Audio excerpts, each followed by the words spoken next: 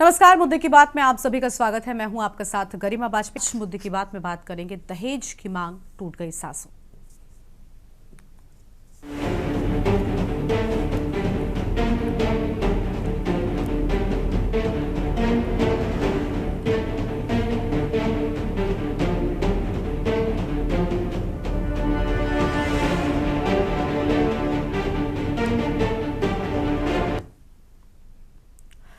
आज हम आपको एक ऐसी रिपोर्ट दिखाने जा रहे हैं जो उस कड़वे सच से पर्दा उठाती है जिसे हम अक्सर ही नजरअंदाज कर देते हैं।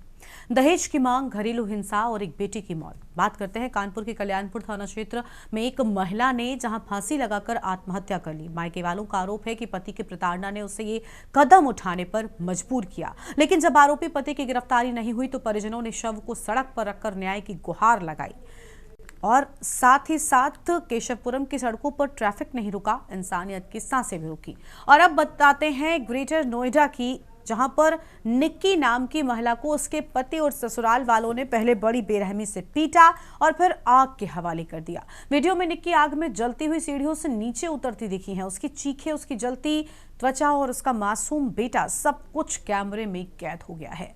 मामला आखिर क्या था? ससुराल वाले 36 लाख रुपए की मांग कर रहे थे।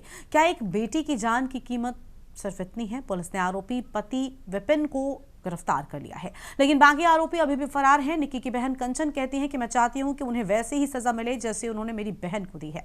आज सवाल सिर्फ कानून का नहीं, सवाल समाज की सोच का है कि आखिर कब तक बेटियां जलती रहेंगी, कब तक दहेज की आग लोगों के घरों को राख बनाती रहेगी। और ये वो दंश हैं, ये वो समस्याएं हैं जिनसे देश आज से नहीं बल्कि सदियों से जूझ रहा है। इसी मुद्दे पर आज हम करेंगे विस्तार से चर्चा। ये दिनांक 21/8/2025 को रात्रि में फोर्टिस हॉस्पिटल से थाना कासना पर मेमो प्राप्त हुआ कि एक महिला जलने से भर्ती हुई है, जिसे सफदरजंग रेफर कर दिया गया है। पुलिस ने तत्काल संज्ञान लेते हुए फोर्टिस हॉस्पिटल से होकर सफदरजंग पहुंची, लेकिन रास्ते में ही उस महिला की मृत्यु हो गई। परिजन मिल गए थे। पुलिस ने पंचायतनामा की कार्रवाई करके पोस्टमार्टम कराया। परिजनों ने उसका अंतिम संस्कार किया। जो मृतका है उसकी बहन की तहरीर पे सुसंगत धाराओं में थाना कासना पर मुकदमा पंजीकृत किया गया। पति और उसके परिजनों के खिलाफ पुलिस ने कार्रवाई करते हुए पति विपिन को हिरासत में ले लिया है।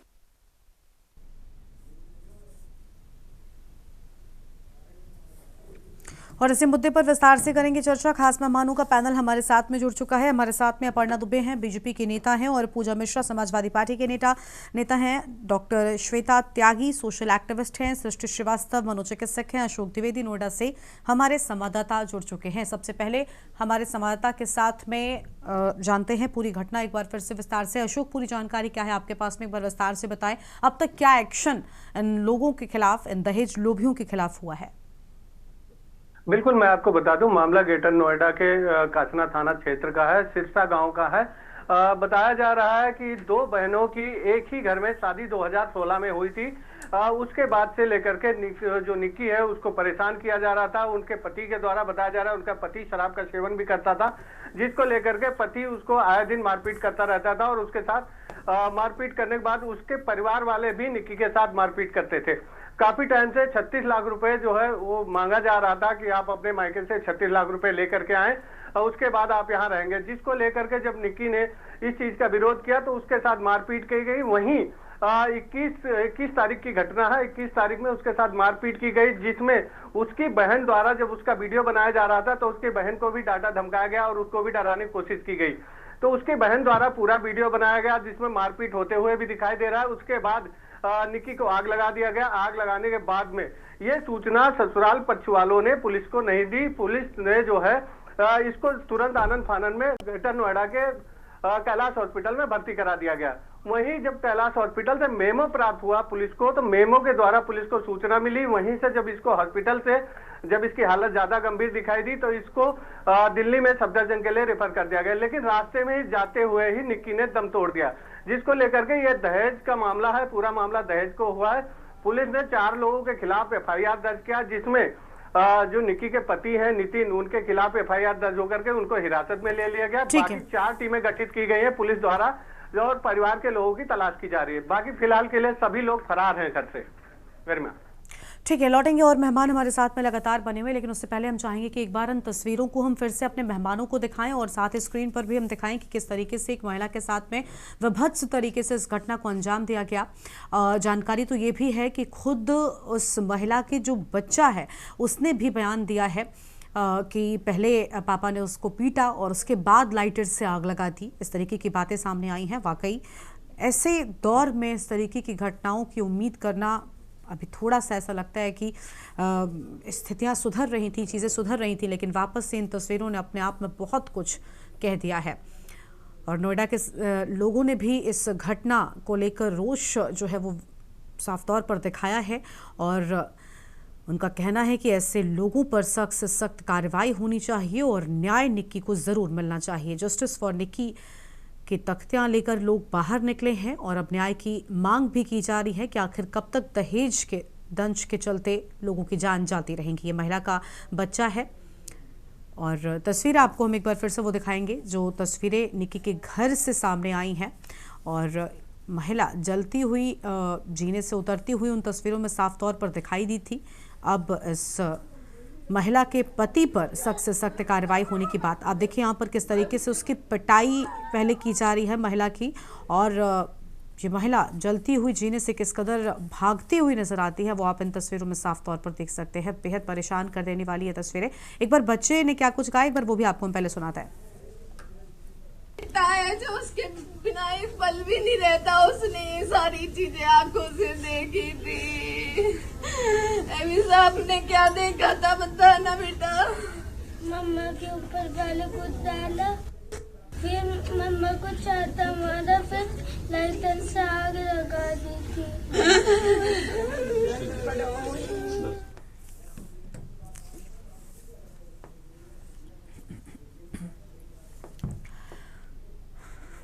तो दहेज के नाम पर आखिर कब तक लाशें उठती रहेंगी, अपने आप में एक बड़ा सवाल है। ये जो तस्वीरें हैं बहुत परेशान कर देने वाली। आज इसी पर हम विस्तार से करेंगे चर्चा। वापस से लौटेंगे अपने मेहमानों के पास से, उससे पहले एक छोटा सा ब्रेक लेते हैं। अशोक, आपका बहुत शुक्रिया हमारे साथ जुड़ने के लिए और अहम जानकारी के लिए। एक छोटे से ब्रेक के लिए आप पर रुकेंगे। ब्रेक के बाद अपनी इस चर्चा की शुरुआत करेंगे और जानेंगे कि आखिर दहेज का दंश लोगों को कब तक परेशान करता रहेगा। छोटा सा ब्रेक, जल्द लौटता है। आप देख रहे हैं के न्यूज़, खबरों का सारथी।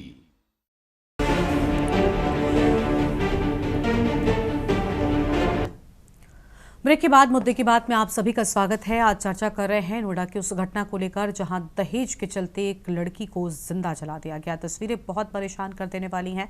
खुद बेटे की ओर से भी बयान दिया गया है। खास मेहमान हमारे साथ में जुड़ चुके हैं, इनके साथ में चर्चा को आगे बढ़ाएंगे। अपर्णा दुबे बीजेपी की नेता, पूजा मिश्रा समाजवादी पार्टी की नेता, श्वेता त्यागी सोशल एक्टिविस्ट, सृष्टि श्रीवास्तव मनोचिकित्सक, सभी मेहमानों का बहुत बहुत स्वागत है।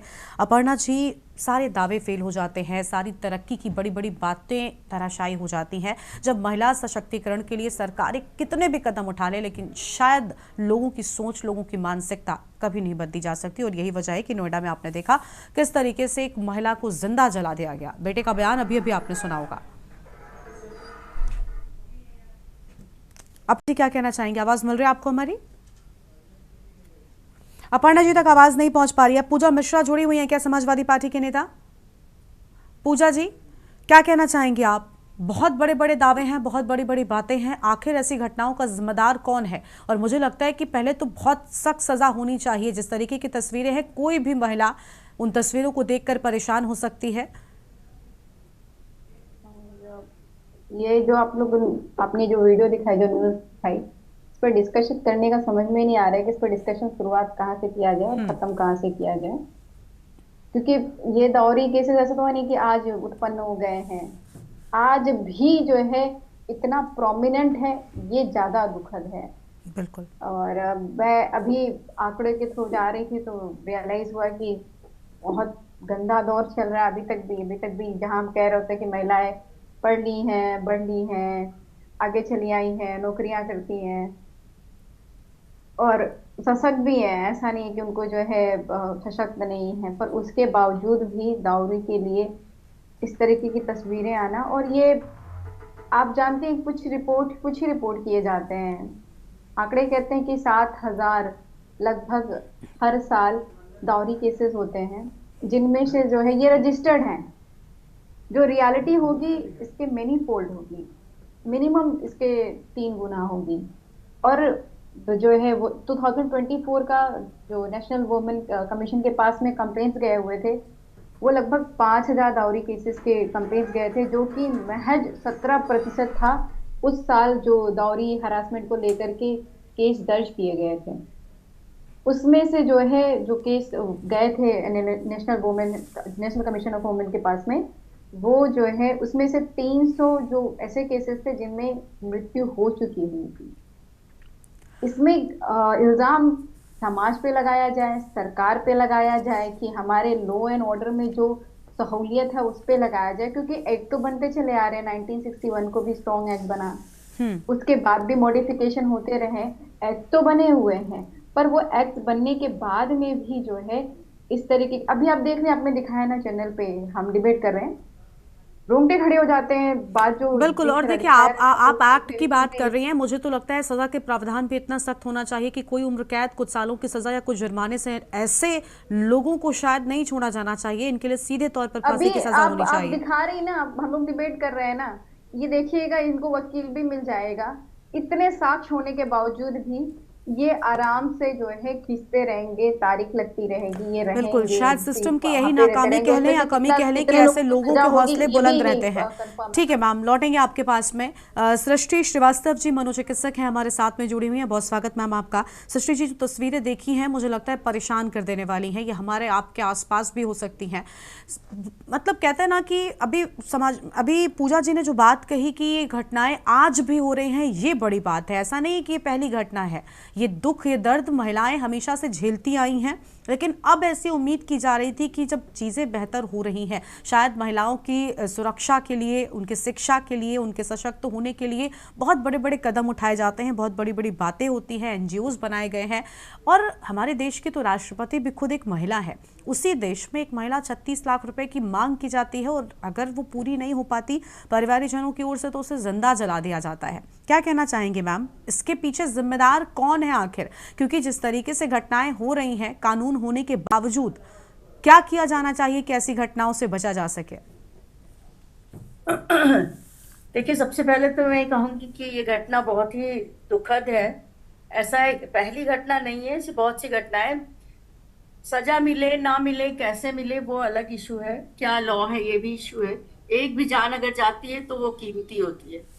सबसे बड़ी बात कि अगर टॉक्सिक रिलेशंस दिखने लगते हैं, बच्चा बताता है कि हमें टॉर्चर हो रहा है, तो उस जगह पे क्यों समाज के डर से उसे वहीं पे छोड़ दिया जाता है?